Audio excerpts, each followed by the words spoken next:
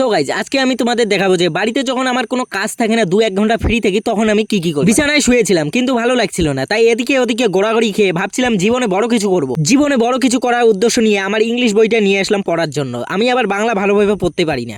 Father Gandres for me, for handling 19 point from a তারপর ভাবলাম এই কাজটা আমার জন্য না, তাই চলো শরীরটাকে ভালো রাখার জন্য কয়েকটা ব্যায়াম করি। তারপর পুশ আপ দিতে শুরু করলাম। অনেকক্ষণ পুশ আপ দেওয়ার পর শরীরটা ঘেমে গিয়েছিল। ঘামের দিকে লক্ষ্য করে লাভ নাই, কারণ আমার শরীরটাকে ভালো রাখতে হবে।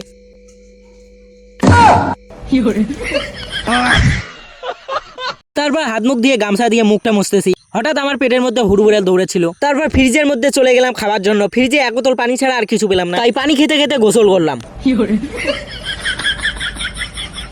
খিদে মাথা কাজ করছিল না, তাই দোকানে চলে গেলাম পেট ভরে খাবো বলে। শেষে একটা চিড়ে ভাজা নিয়ে খেয়ে নিলাম, কারণ আমার কাছে টাকা নাই। তারপর একটা চেয়ার মধ্যে গিয়ে বিশ্রাম নেই। দেখো ও ফ্রি ফায়ার খেলছে, আমিও ফ্রি ফায়ার খেলতে নেমে পড়ি, কারণ এটাই হলো আসল জীবন। ব্লগটি ভালো লাগলে লাইক, সাবস্ক্রাইব, শেয়ার, ফলো ইত্যাদি সবকিছু করে যাও।